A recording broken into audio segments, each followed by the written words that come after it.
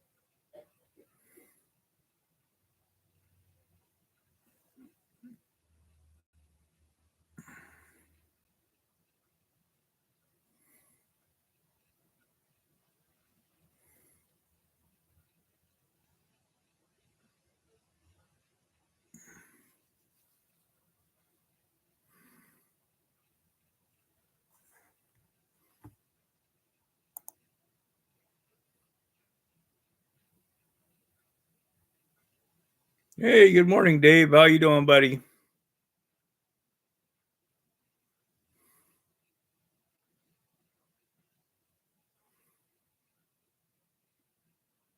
Hopefully everything's going good for you down there in Georgia.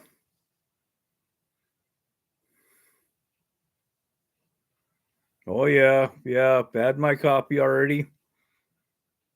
Kind of bummed out that Evo turbo timber decided to come apart on me yesterday.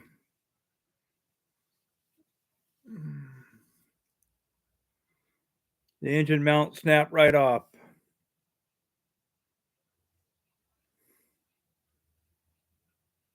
One of my favorite planes.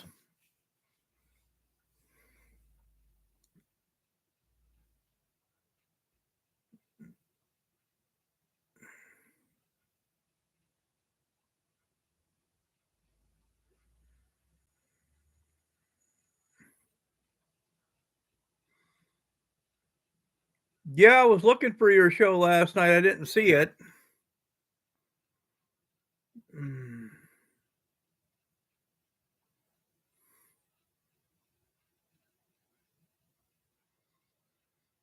Yeah, the bad part about the motor mount breaking is the only way you can get another one is to buy a whole fuse, and they don't even have it in stock right now.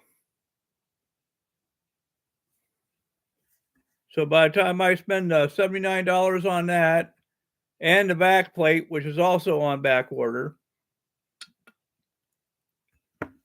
at the time I get it back in, I don't know if it's even worth my time or just go get a whole brand new plane for $325 and use this one for parts.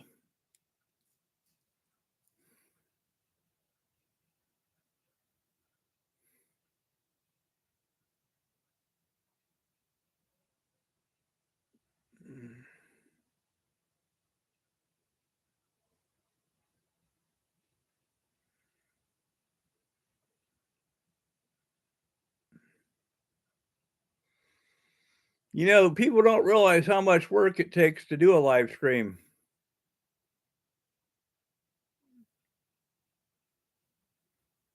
Hmm.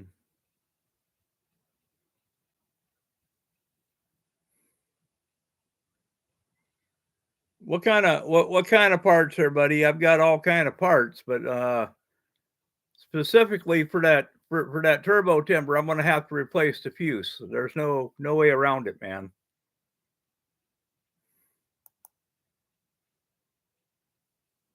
And the back plate's bent, so I'm probably gonna have to get another one of those too.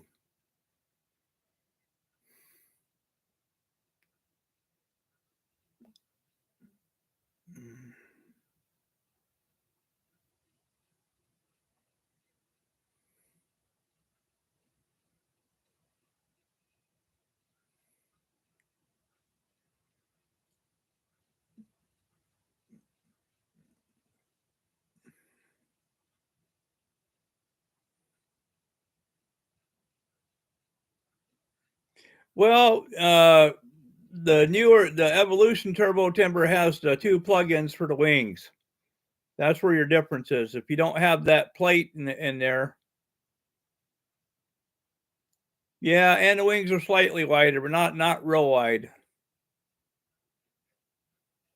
Yeah, they got the quick plugins for the aileron and flaps and the lights. So that's why you gotta basically get the Evo fuse for it. I've got an older timber still in here yet, one of the blue ones, and it's perfectly fine. It's not like I don't have a timber yet, but my evolution's the one that went bad, so I was kind of disappointed about that. I mean, I crashed one, and I had bought two, one for me and one for my brother Bruce. My brother Bruce passed away, so I got his back. And that was my brother Bruce's, and I had 158 flights on that thing.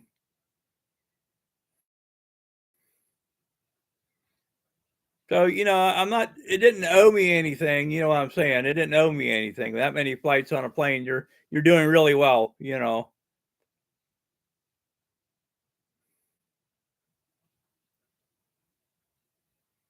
Yeah, Bruce was a real neat guy. Yeah, it's too bad COVID got him. Hey, RC Cat, how you doing, buddy?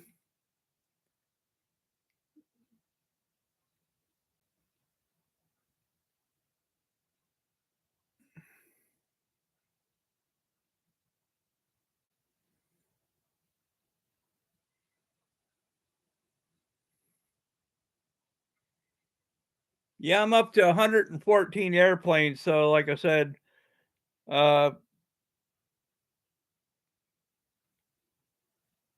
well, thank you, RC Cat.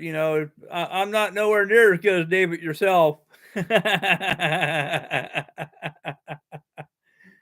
I love David yourself. He comes up with some off the wall stuff.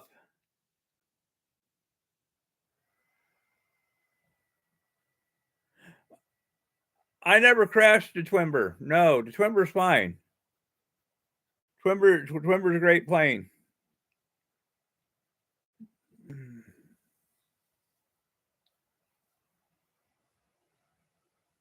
Are you talking to RC Cat there?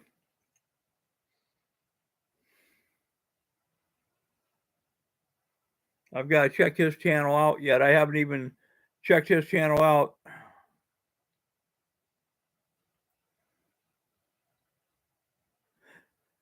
Yeah, but the problem is that I've got planes all over the place. I got planes upstairs in the attic. I got planes out in my other garage. I got planes in the main garage. You know,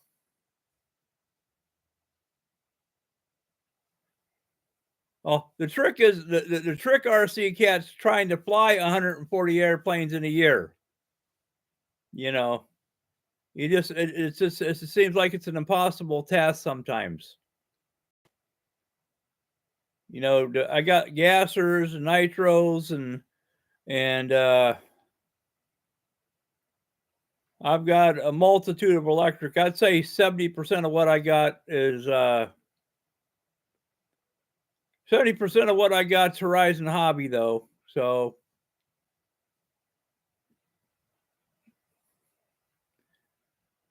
well, us old retired military guys that have nothing better to do. Yeah, that's what we do. We buy airplanes and go out and fly all kind of planes. I got ground vehicles. I got boats. I got sailboat, powerboat, tugboat. I just bought a snow machine.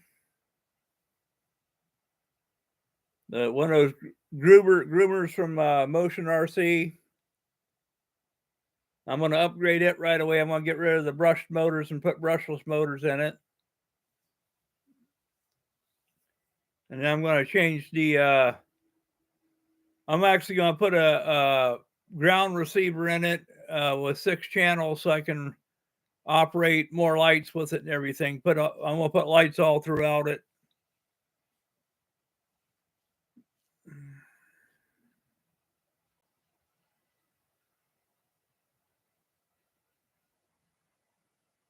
Yeah, David, yourself, I know how hard it is to run a show, buddy.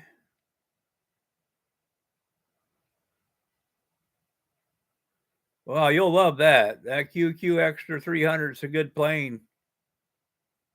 Do you fly a lot of 3D RC Cat?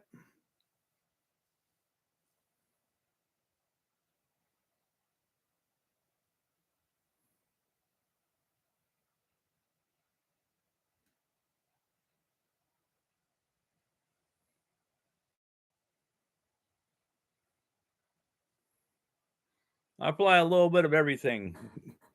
3D gliders, stow, mainly stow, and I do a lot of water.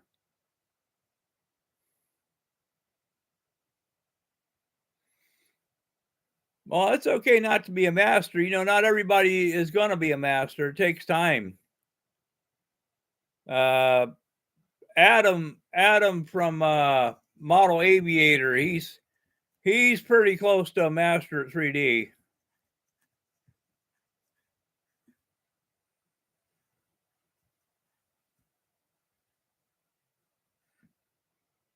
Oh yeah, this is just an impromptu. I was feeling kind of down about that plane and needed to cheer myself up, talk to somebody, you know.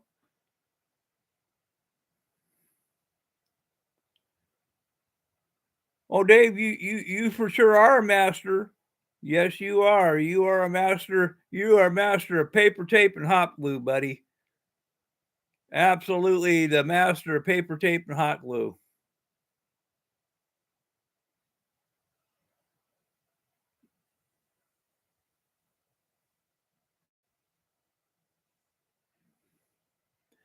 That 1.7 Super Cub is an official plane. I really like it. I don't own one, but I have a friend who has one. Dave, yeah, I'm planning on going to Bigfoot this year in Alabama, buddy. I'm planning on it. We'll see how my health's doing. I had that stroke, and I ain't 100% since that stroke. Not even close.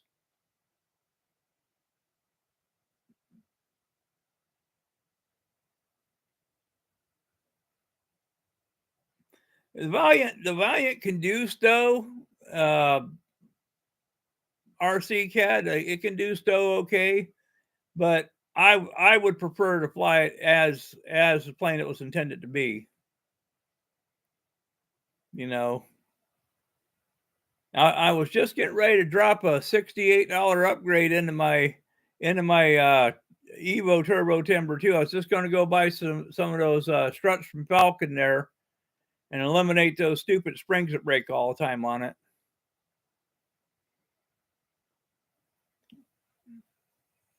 It's a nice upgrade. I like the inside strut upgrade, not the outside strut upgrade.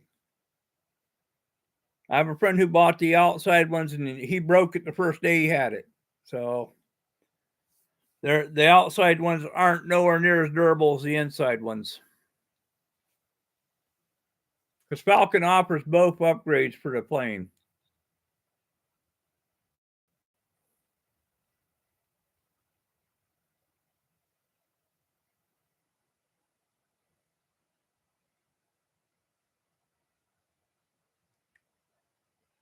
Fat guy, fat guy flies RC. Greg from Florida. He has that Super Cub, and he said he prefers the 3200 in it, the 4S 3200, and he does pretty much well everything too.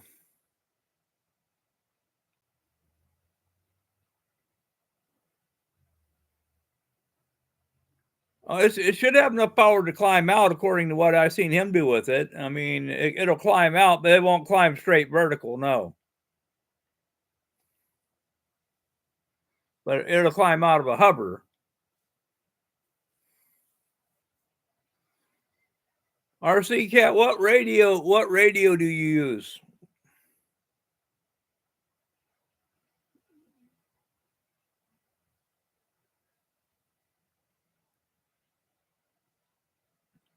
Okay, Dave. Well, enjoy your coffee and have a great day, buddy. I look forward to seeing you down at Bigfoot if you're going to go.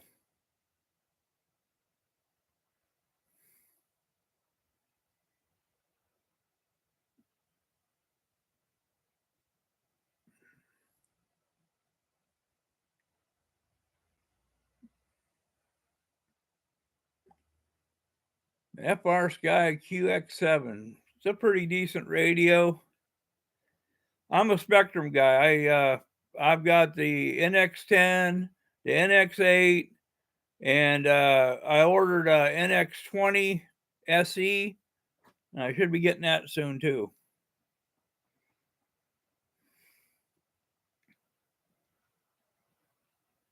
But I stick with Spectrum on all my stuff. I used to fly Futaba, but I've been having problems with Futaba receivers. Once you get out 300 or 400 meters from you, it's really hard to keep control of it. Too many, too many fades there and holds.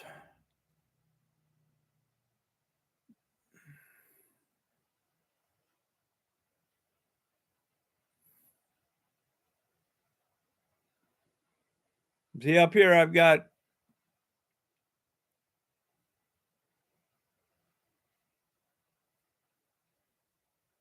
Oh yeah, I don't disagree with you, but once you get used to using the NX series, you can go to the sound palette and turn off all your alarms if you want. Every one of them, you can turn every alarm off on radio and not have no alarms. And it's annoying when you got a battery that's overcharged because it'll just keep going off and going off and going off unless you know how to turn that off too. I absolutely agree.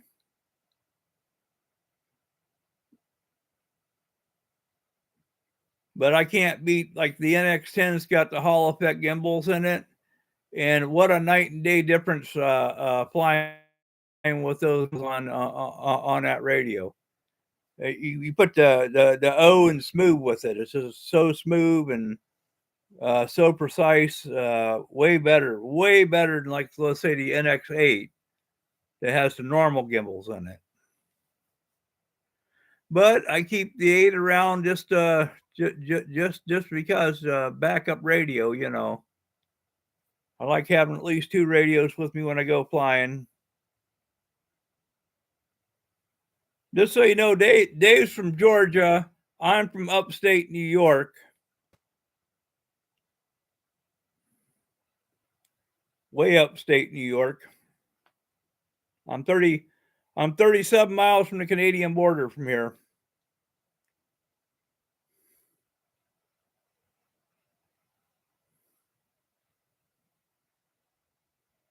Right up in the Tug Hill region.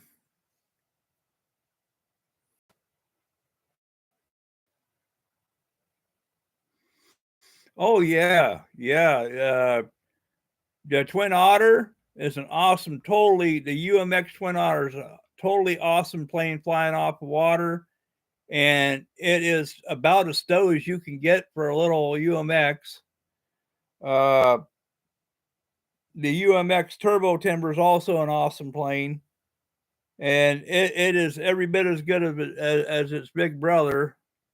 And that's probably what I'm going to end up picking up one of those this week too. I'm going to pick up a one of the new versions. I've got the old versions, 2 of them, but I want to get one of the newer ones now that can use the 3S battery. You know, lots of power to it. Not that it needed any more power to begin with. They have plenty of power as is, but I've been told that the newer one holds up to wind better, up to 10-mile-an-hour wind, which would be better for me because most of the time the winds here are 7 to 10 miles an hour average day.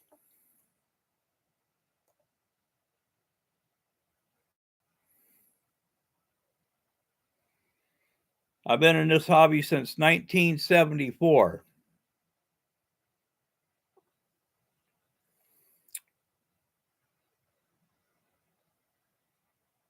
So I've been doing it more than a day.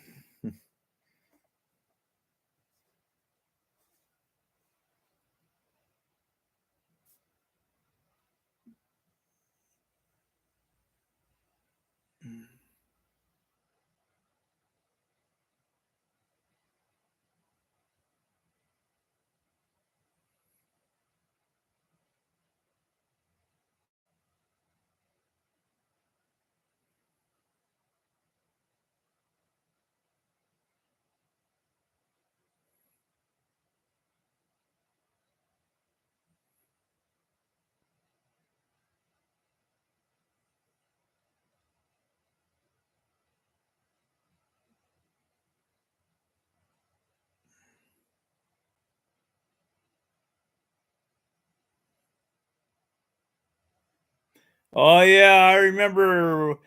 I joined a club when I first started flying because I couldn't afford a receiver for my airplane, and the club I joined, we all shared the same receiver back then, and I was pretty poor back then. I hadn't made no money. I was still young yet back in '74, and we used to take the receiver from from one plane and go right to the other plane. It's a 4 channel receiver, so which was really cool back then. That was like the greatest thing since sliced bread.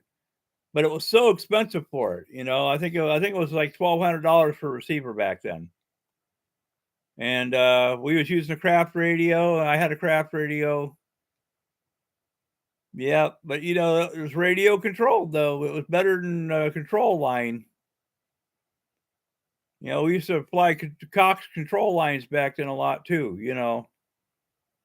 And everything was balsa. There was no foam back then. No, foam didn't come around until the '80s and late '80s at that, and then you started seeing more foamies come out. I've got a really old EDF foamy kit in my garage. I've got a SB3 Viking, uh, and basically it was a sub chaser for the Navy. Little foamy, and I got to put that kit together. I bought the kit. I bought the kit at a garage sale. Guy had it in the back of his garage and never built it, and everything's there. But when the snow starts flying, I'll probably get into that. And I've got to upgrade the motors on it because it's got really old brushed EDF motors, and I'm going to upgrade the motor system in it. Got a friend of mine who's got a 3D printer, and he can print any size I need. So.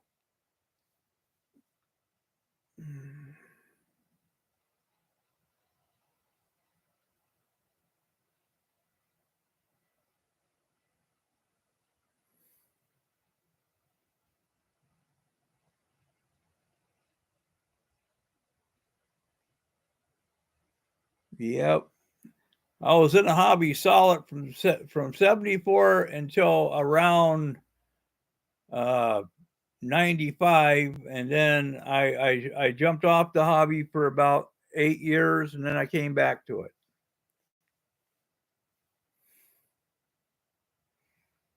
I never got rid of my planes. I just stopped flying for a while. That's when my kids were taking up all my time. Then when they got back out the house, and I started flying again.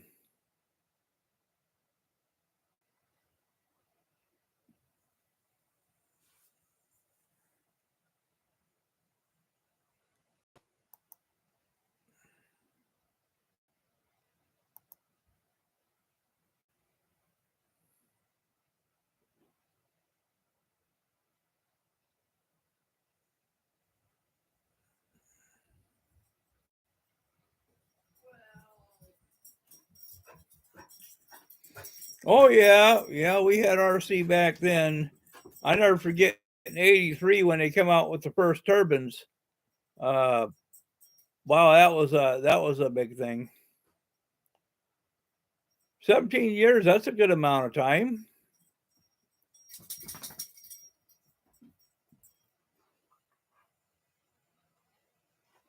Oh yeah. Yeah, I got FM antenna. I got FM radio still sitting in my garage. I got 16 or 18 radios in total. But I mainly use the NX series now in Spectrum because uh, it it's the most programmable radio at that price. I mean, they're really good radios. I've not had an issue.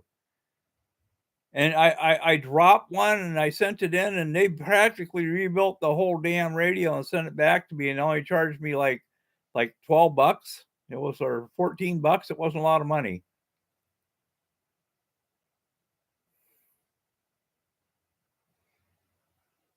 And mind you, I don't care what a guy uses, whether he's using Futaba or he's using FR Sky or if he's using Radio Master, you know, That's a personal preference to me. It's a personal preference on what a person uses. I ain't gonna downgrade anybody for what they fly. I got a friend of mine. He only flies gassers. That's it. He's a gas guy. And every time I go to fly, he keeps on calling my planes packing material.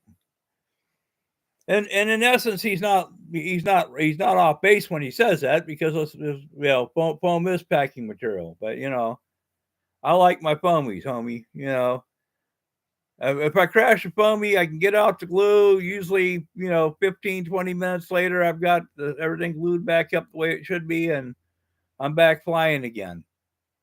With balsa, you got to replace all the wood, and it's just a real pain in the butt uh, doing balsa, or having to build a whole new fuse because you cracked the main on it. I imagine you've flown a lot of balsa in your time, 17 years.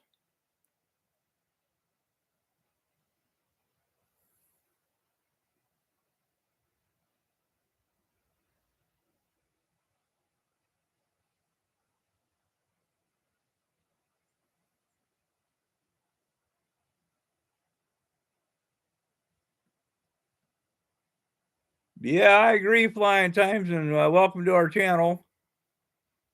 Yep. I got a corrugated plastic plane too.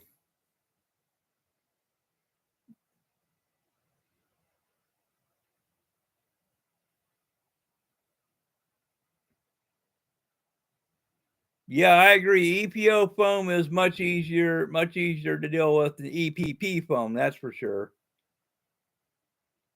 And very quick to fix. That's what happened to my SU-35, was the EPP foam. I had a hard landing.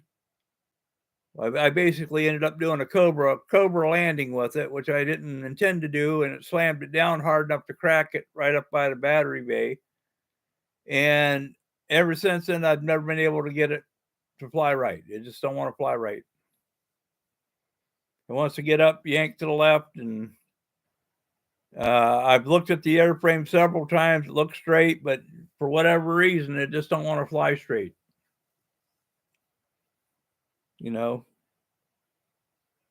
And when you got a free wing SU-35, it's a serious plane. And I checked the thrust vectoring on it, make sure that wasn't the issue, and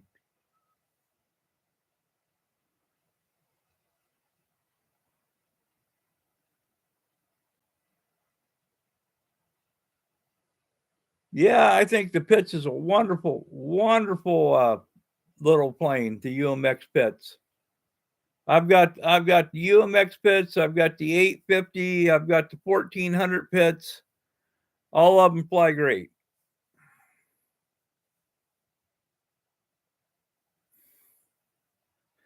And the corrugated plastic plane I got it's an American. I gotta think of the name of it. U.S. American make. If I remember right, the name of the company. It's pretty old. It's 33 years old, something like that. No, no, not quite 33. I'd have to go out and take a look. I still got the box for it. I put it together and it flies okay, but now see, I wish they'd have took that corrugated plastic and produced it in silver, and I would have made one of those Ford tri-motors, the 1929 Ford tri-motor. I'd like to make a tri-motor out of that corrugated plastic.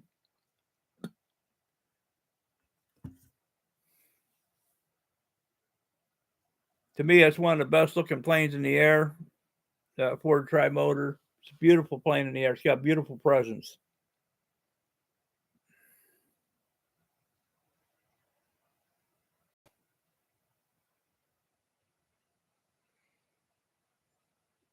Now, you fly more EDFs, don't you? Flying times. You like flying EDFs more than you do the high wing trainers, don't you?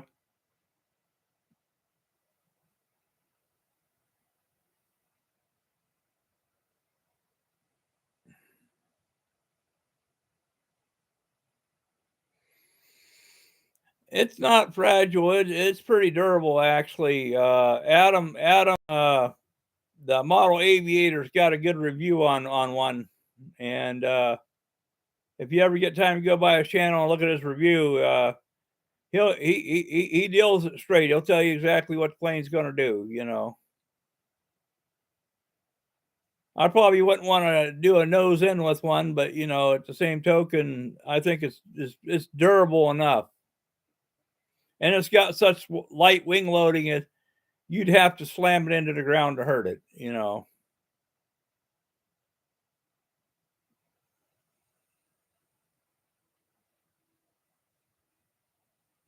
You'll damage that QQ before you damage that Etrex there, erratics. I'm gonna say erratics.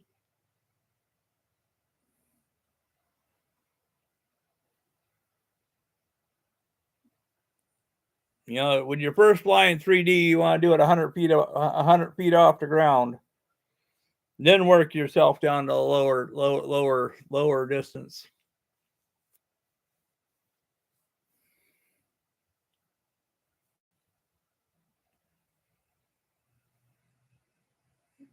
My biggest issue is trying to perfect my flat spin. I've been working on it. I can't never seem to get a pretty flat spin.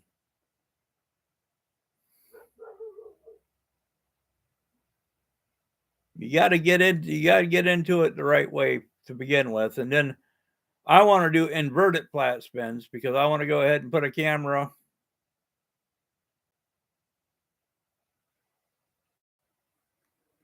Ooh, wow. You're into the whole thing too. You're as addicted as I am. Wow. Flying times.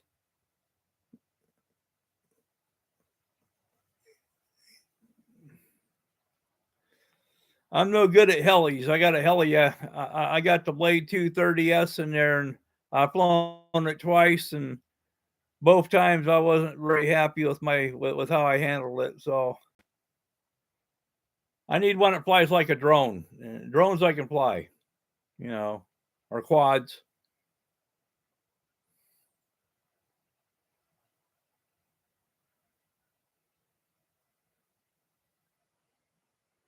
Yeah, Model Aviator tells it how it is. No doubt about it. He's one of the best reviewers. That guy flies RC's not too bad of a reviewer if you can stand his voice. He's not too bad of a reviewer.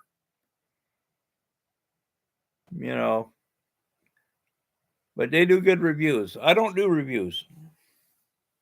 I just fly my planes, you know.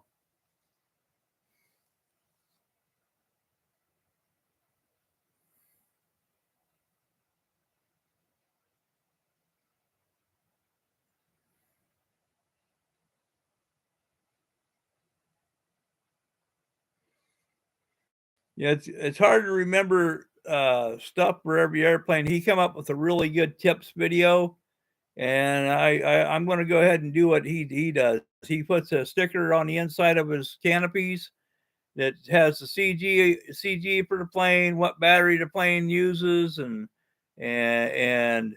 the number of the radio set up, so he can scroll right to the number on the radio and get the radio set, you know, and which radio, you know, that's a problem of mine sometimes. I've got some on an 8, I've got some on a 10, I've got some on the DX6E, you know.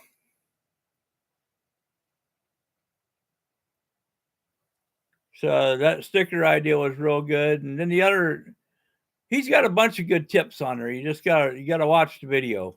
A lot of good tips. But I'm definitely implementing the stickers on each one of my planes.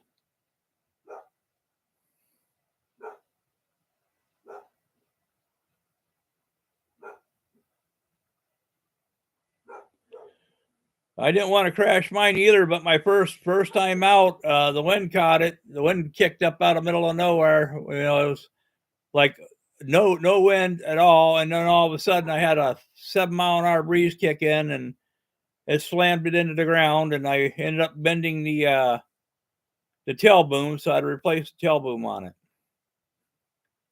And that's exactly the one I have. Is the 230 SV2. It's the same. We got the same beast there. Flying. No one wants to crash, but crashes happen. I mean, come on, I've been flying since 1974, and I still have crashes on occasion. And 90% of the time these days, when the crash happens, just because a one of the servos lock up, or B, I was doing something stupid, like trying to inverted loop 3 feet off the ground.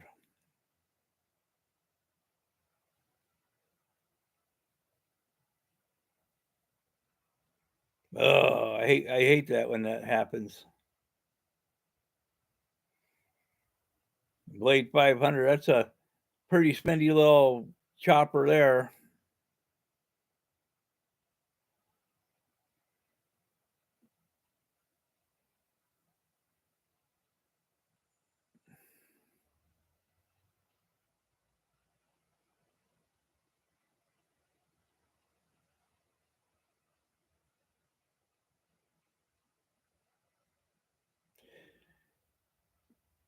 I'm going to say this.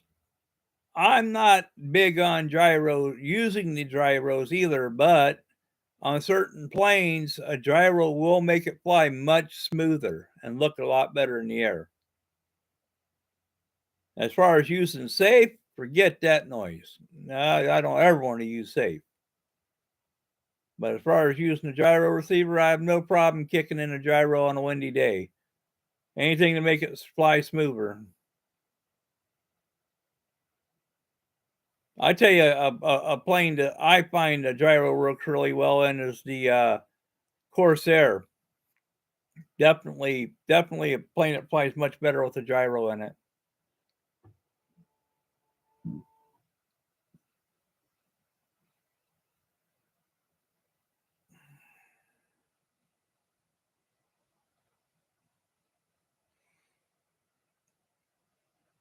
Yeah, like here's the thing: some gyros have the telemetry with it in Spectrum, and if you just want the telemetry, you can still turn off the gyro so you don't have the gyro working for you. You can always turn it off in the radio. You know, but actually using the gyro, if the gyro is calibrated right, when you do it, you set it up right, and you set your plane up right. Gyro can be a wonderful, wonderful thing. It really can.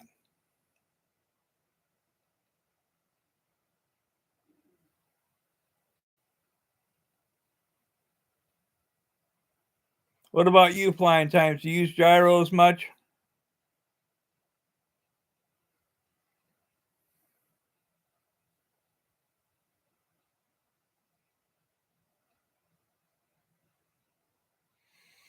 No, that QQ flies absolutely wonderful without a gyro. I've flown my friends down in Florida. Loved it. Solid plane. Don't need a gyro for it at all. However, at a 15-mile-an-hour wind, any plane could use a gyro then. You know.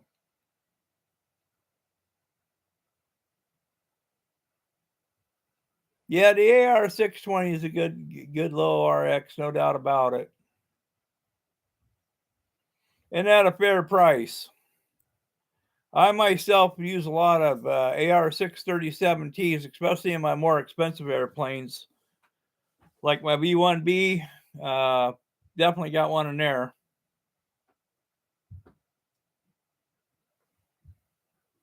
Yep.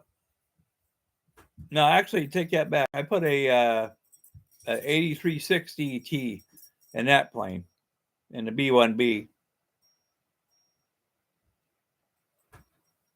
Oh, no problem, RC Cat. I mean, just from my experience, like I said, people who can fly without a gyro are generally really good to begin with.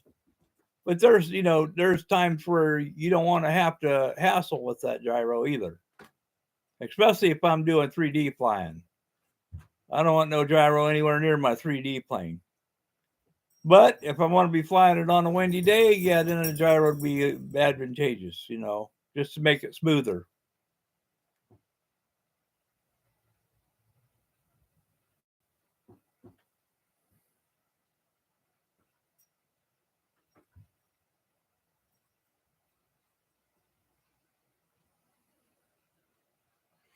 I mean, 17 years flying experience, you got to be fairly good by now, I would have to say. You'd be in that advanced class for sure.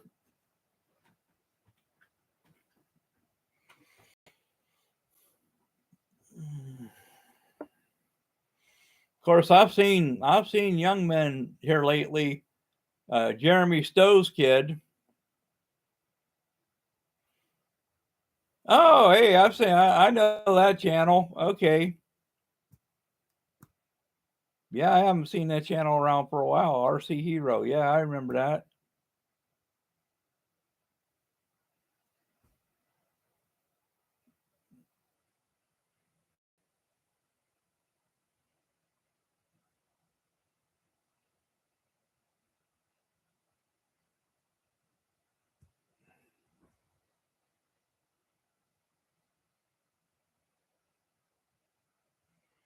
Oh, I understand. No, you do some good flying, no doubt about it. If I remember right, I challenged you to do the knife edge loop, and you was able to do one.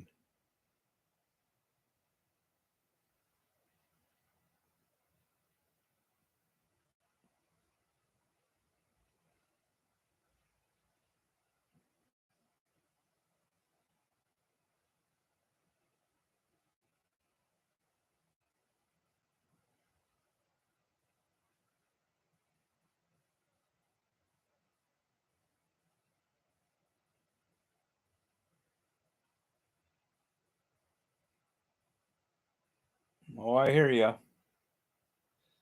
Flying times, definitely, definitely safe, safe. The only time I've ever had to use safe was in panic mode.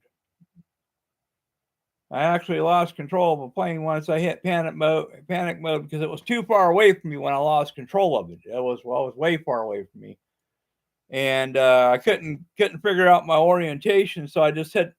I've got my safe on the I button, so I can just it's like a momentary thing, and I got it straightened out. And once I got it straightened out, I released it right away, and so it saved my bacon once having it on a panic mode. Yeah, and I'm sorry to hear about you crashing that QQ badly. I'm glad to hear you're going to pick up another one. Yeah, that knife edge loop is hard, and then the other thing that's really hard is taking that twin burr and learning how to adjust it so you can do the inverted flat spins, which is what I've been working on for 3 months now. I've been trying to do inverted flat spins, and I just can't make them look pretty. No matter what I do, I can't make it look pretty. I can do them, but they don't look pretty.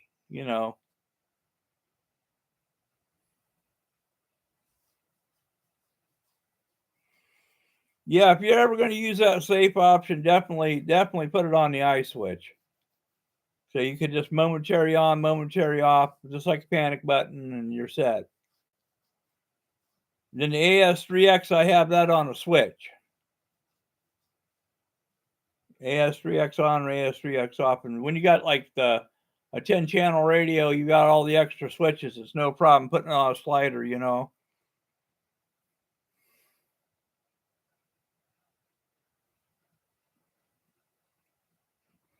Then again, I use a pincer grip for some planes, and some planes I use a thumb grip. Yeah, and I'm ambidextrous. I can fly both setups here. It was setup one or setup two. It doesn't matter to me. I can do left-handed or right-handed. Just keep it straight in your mind when you're flying it. You know. but I'm equally good with both hands,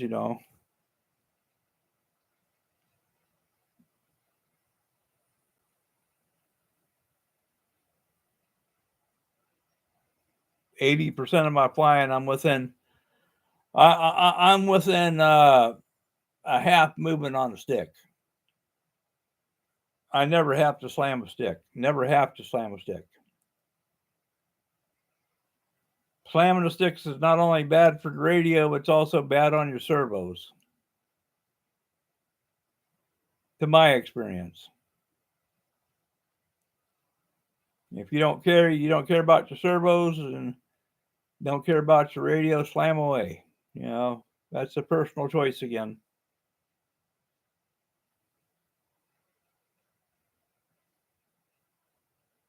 Far be it for me to criticize somebody else's flying when my own's not perfect.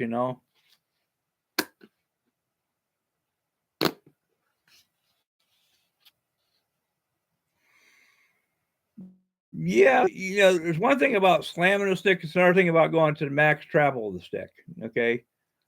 If you're trying to snap it, yeah, then I would use like the NX. I'd use my NX 8 because I don't care about messing it up. It's only $400 for that radio. It's cheap. Where the NX10 you're looking at almost 600, and then for the NX20E that was 1200. Yeah, the NX20 SE was 1200 and something dollars. You know, and no, I don't want to slam that radio around. Not at that price.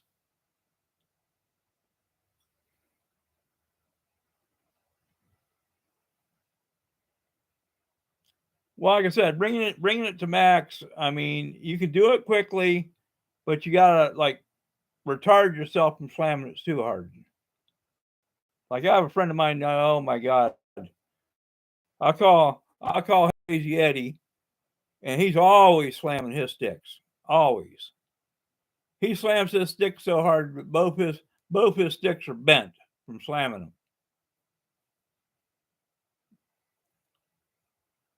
I was just like, how can you fly with that piece of garbage like that?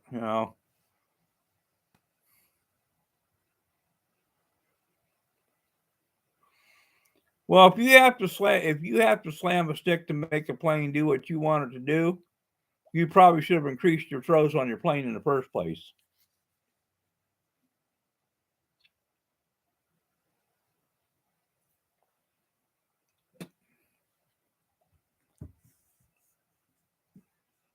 Well,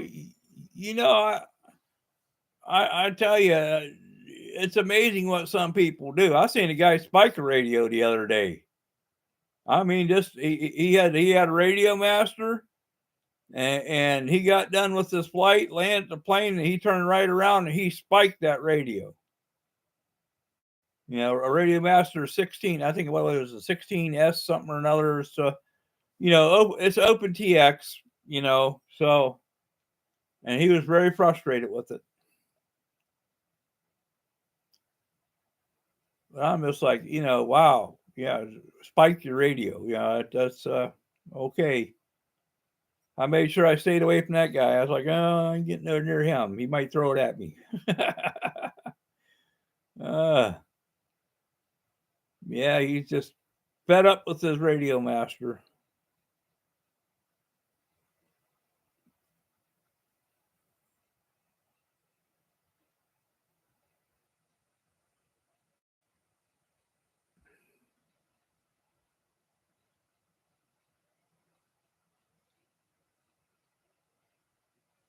Oh, I've got several Dynam planes in my hangar that are still around.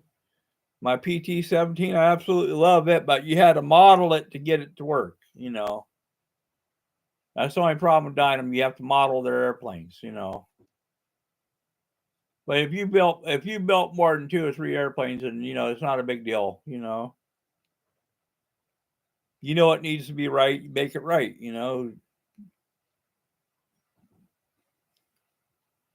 I put hinges on all my airplanes, so I don't leave just if it's got a foam hinge. I'll cut that hinge right away, and I'll put a solid hinge in there. So all my planes have solid hinges in them, every one of them. I don't trust a foam hinge, and I don't like using London tape.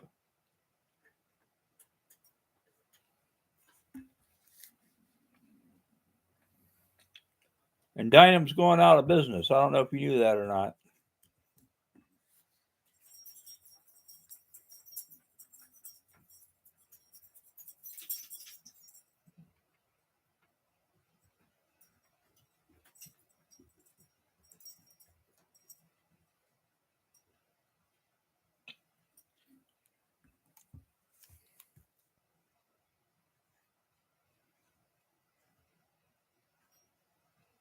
Yeah, I make my own hinges. I cut my own hinges from I got sheet plastic that is just underneath a millimeter thick.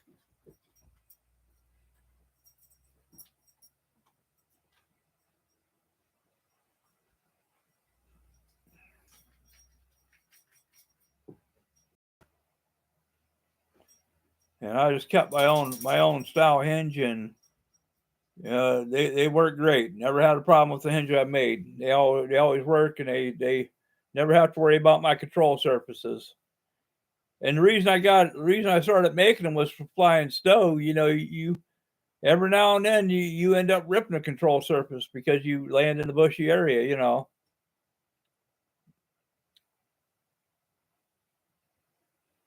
Hey, Randy B, how you doing, buddy? Nice to see you on the channel, buddy. I enjoyed your last video.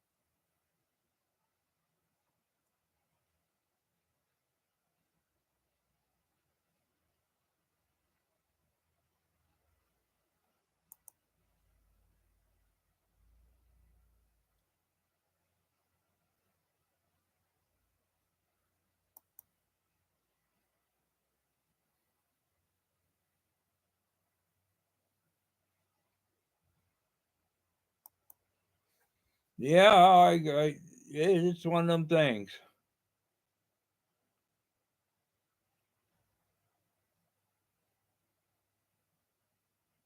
Well, I don't know if you've seen my last video, Randy B. I released one last night. I had my Evo turbo timber decide it was going to go ahead and blow the motor out on it. The whole back plate let loose.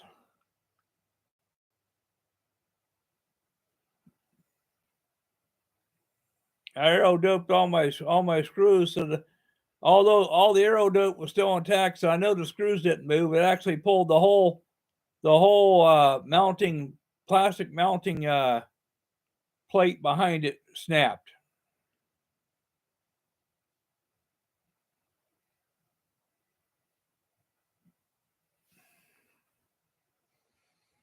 Believe me, it was a crazy thing. I was looking so forward to getting up in the air because they were out chopping corn, so I was going to go fly over them a few times.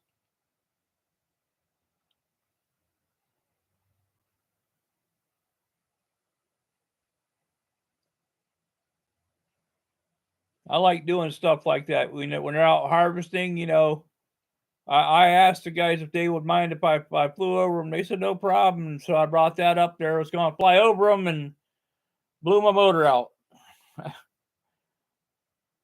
I might try it with the EC 1500 later today if the rain stops.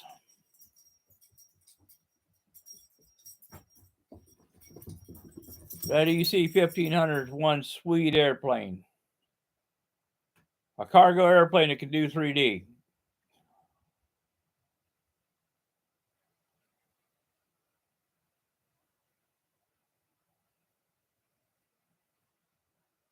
Oh, I agree. The Evo Turbo Timber is among my favorites too, no doubt about it. It was within the top 5.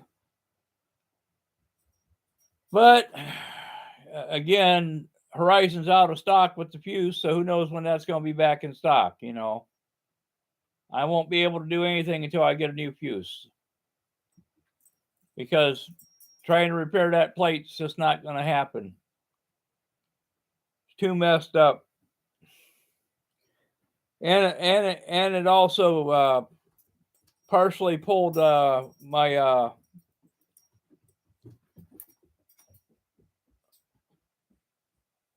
what's the rods called? The fiberglass rods that hold that motor mount in place. I can't remember the name of them. But it pulled those loose too.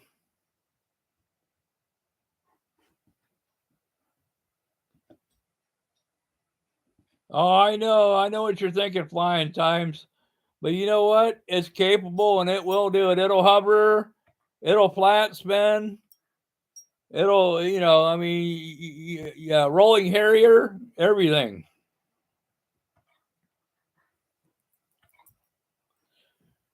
Yeah, that blue turbo timber. Yeah, that's. I'm glad I still got it. I can still go out and bush fly with it. I try to be gentle with it though, because I like the looks of it better than the Evo. It's a prettier airplane, but it's a bottom feeder, so what do you do?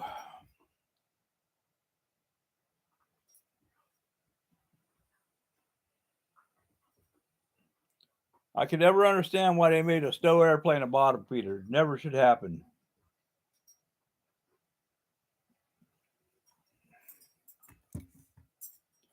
But it flies it flies really good. I mean, I think the Evolution flies better because the wings are wider, but there's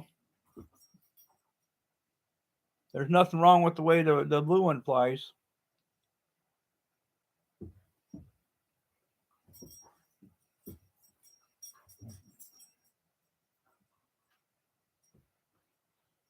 Yeah, the Twimber is an awesome airplane. I really love the Twimber.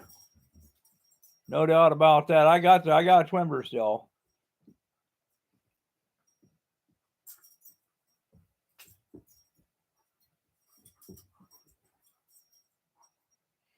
Oh yeah, I got 10 acres of crawling back there, Randy. 10 acres to crawl in there, and I got 300 acres up on the mountain there.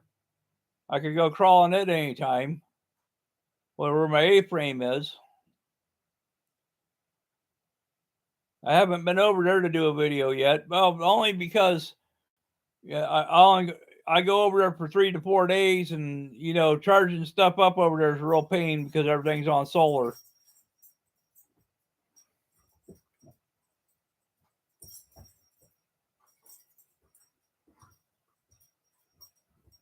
Yeah, Randy, it's just my luck. You know what I'm saying? It was a tired Evolution anyway. I mean, you can only imagine how many times I've done touch and goes with that plane over 158 flights. You multiply, 5, 6 landings a flight anyway, and we're talking about stow landings too. So yeah, it was definitely getting worn.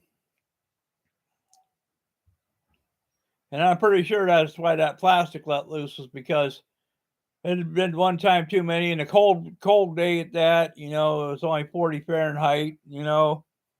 Up on the tug, it was cold,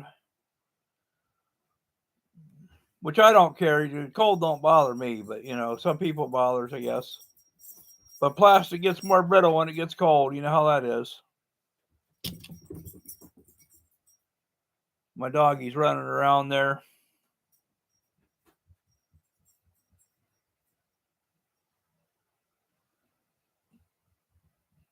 Hey, RC Cat. All right, we'll catch you later, man. Thanks for stopping by, and I'm gonna have to check out your new channel. RC Hero, I've checked out plenty, but the RC Cat, that's news to me.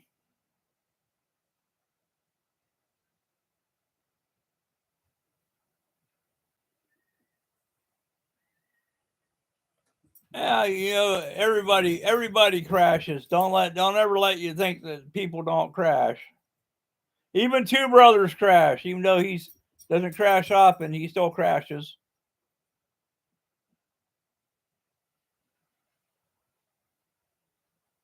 Okay.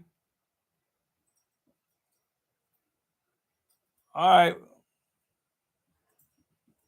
Hey, no worries, buddy. You have a good day.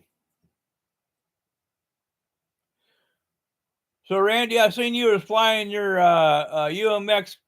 Is it Crescendo? Crescendo? How are you enjoying that plane, buddy?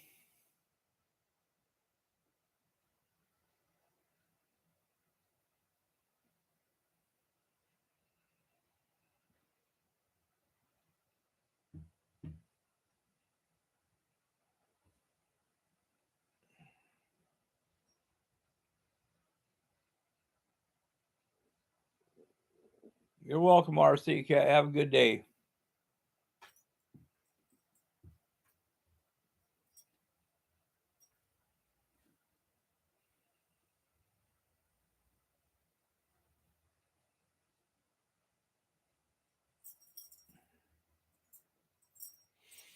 Yeah, crashes are going to happen. I mean, it's so easy for a servo to go out or one of those damn connectors to come undone. I've had that happen several times in my lifetime. And it always sucks when it does happen. It's usually you're in the worst spot during the flight when it happens, and you know you end up doing a figure nine on a loop, or you know.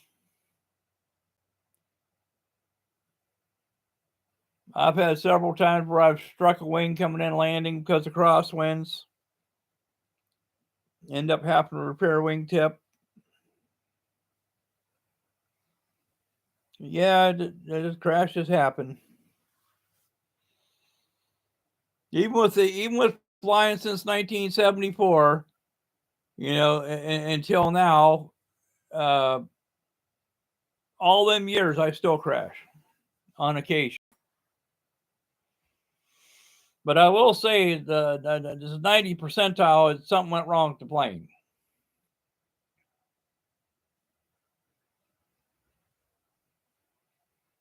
But I do have the 10%. Oops, I overshot, or oops, I come down too hard. It happens.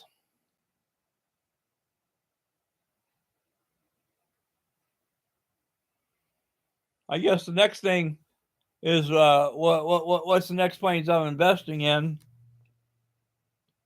I picked up the Dragonfly the other day. I've always wanted one. I never bought one. I finally said, you know what? Let's get one of them. And then I'm getting the UMX Turbo Timber, the new one, just to fly it on 3S. And I'm supposed to be getting a A10 from a friend of mine with 2 batteries. And we kind of did a little bit of a horse trade on that. And then as far as ground vehicles, I just I bought the Motion RC Snowcat, and that should be coming in here any day.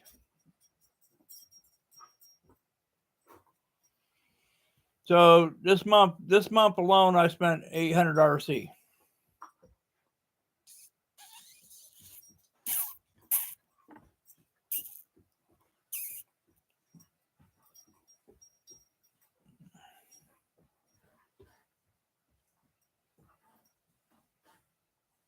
And then got a separate bank account I'm saving up for the OB10 Bronco Hangar 9. I still got about another grand yet to save up on it. Yeah, that OB10 Hangar 9 is official. That's a beautiful plane. But you're talking your initial cost is 2,200, and then you go ahead and add another 1,000 in servos, and it gets expensive.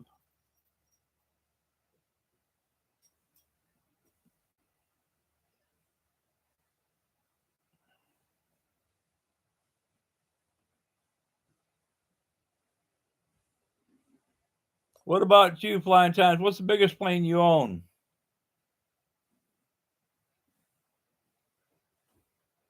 Biggest one I got's a 2.5 meter glider. Then I have a bunch of 2 meter planes. And I've got the 97 300 extra SHP from Falcon.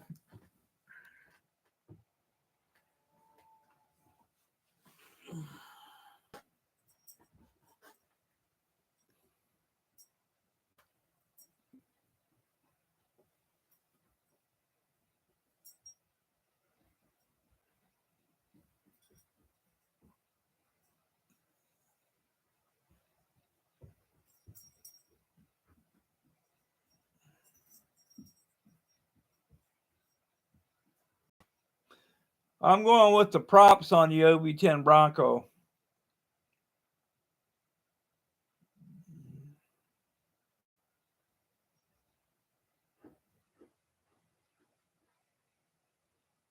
$1.5 meters. Yeah, I mean that's a good size plane. And 1.5 meters is probably the best size plane for transport. Once you get into those 2 meter planes, oh my God, like the B1B. Oh my God, what a pain in the ass it is to transport that B1B. Big pain in the ass. But the B1B looks so cool taking off, especially with the RC Geek Afterburner kit in it.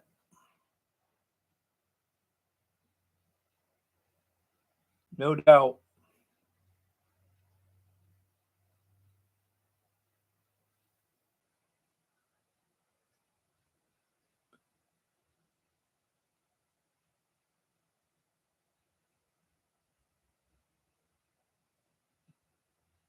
Yeah, that's a pretty cool plane right there.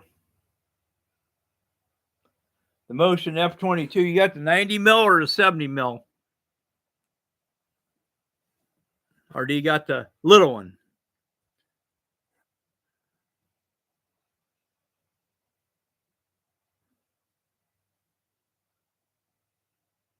Oh wow, yeah, yeah. You can't transport them. I see. Yeah,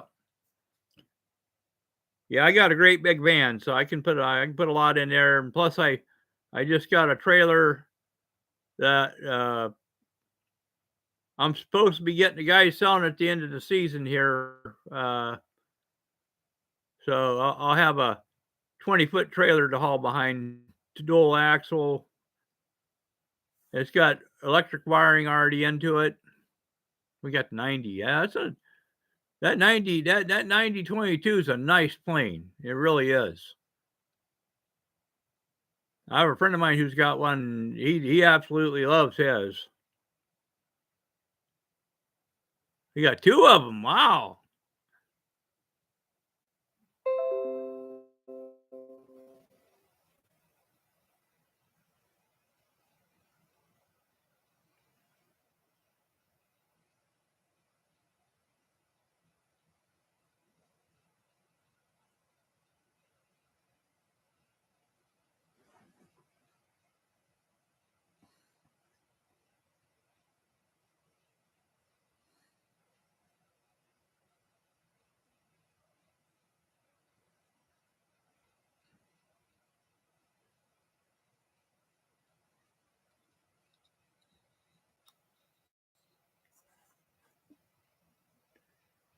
Yep, very cool.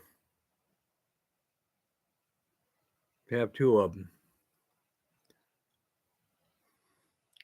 And both of them are the free wings, huh?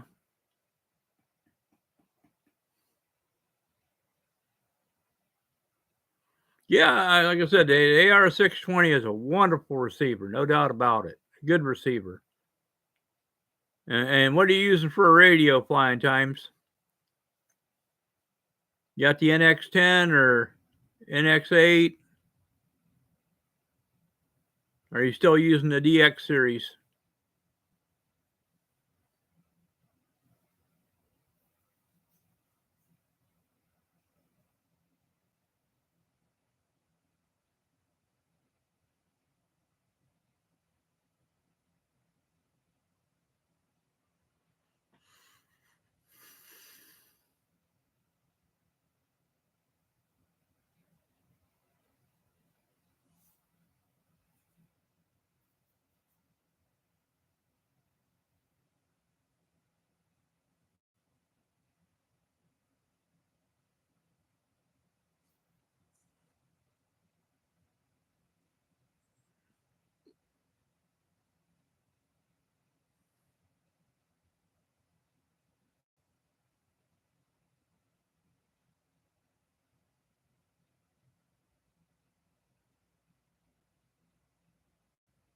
DX8, that's a good radio. Nothing wrong with it. It's a G2. You can fly you can fly pretty much with any receiver with that still. Up to 8 channels, that is. I had to go with at least a 10-channel radio, and in fact, I just ordered a 20-channel radio for when my bomber comes in. And I'm gonna have all kind of switches set up on that bomber. I'm gonna I pre-ordered the B25, and I'm going to go ahead and have all my turrets movable on it, and I'm putting some extra goodies in there besides.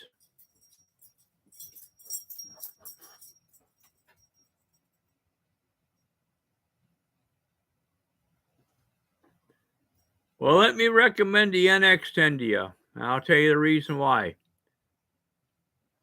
The NX10 has Hall effect gimbals in it, where the NX8 don't.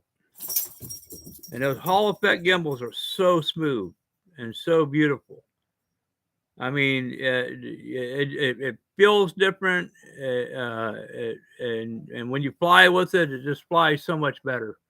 It really does. The sticks are so smooth, and that's without using AS3X. I mean, no AS3X, no safe, just flying it straight up. Awesome, awesome. So the NX10 up, all those have Hall effect gimbals. And if you want confirmation on that, all you gotta do is flip on shoot, what's his name? Uh, Man, boy, I'm having a brain fart today. Another YouTuber's channel there. Uh, God, I got his T-shirt even. Oh, RC Air Marshal. If you hop onto the RC Air Marshal channel, he'll go in depth about that NX10. And let me tell you what, that NX10 it's an amazing radio. It really is. I've had mine now for a year and a half and have not been disappointed with it at all. And I picked up a NX8 off a guy. He bought it and he didn't like it, and so he sold it to me for about $75 off of what the retail was, and he'd only used it once. Yeah, Kenny uses an NX10 too.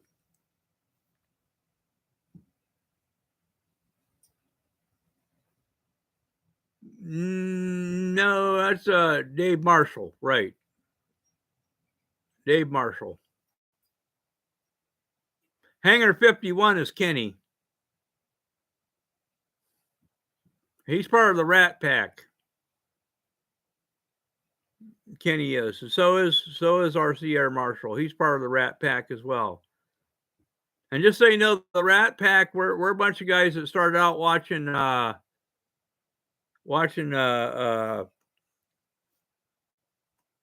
Pilot Ryan out of Indiana. We was watching him for a long time. So there's about 25 of us out there that are of the original Rat Pack. You know, hanger rats.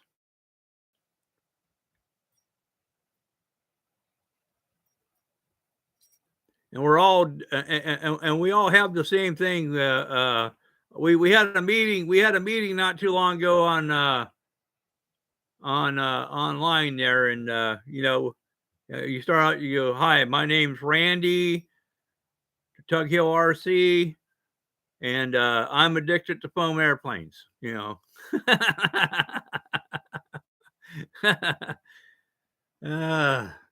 That's step one of recovery, you know.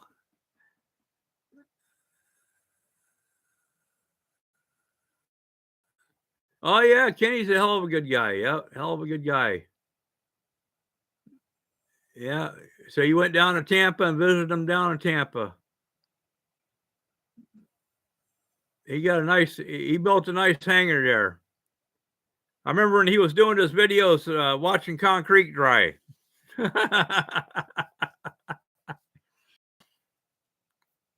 Yeah, I'm happy for him.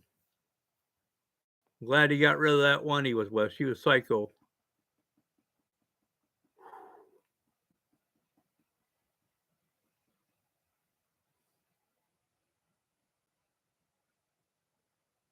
I go on to Kenny's live stream every now and then.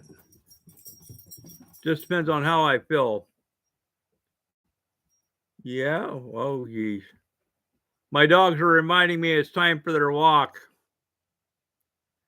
So I'm going to have to get going anyway. It's about 8 o'clock here, and I have an appointment at 8:45. So I got to get giddy.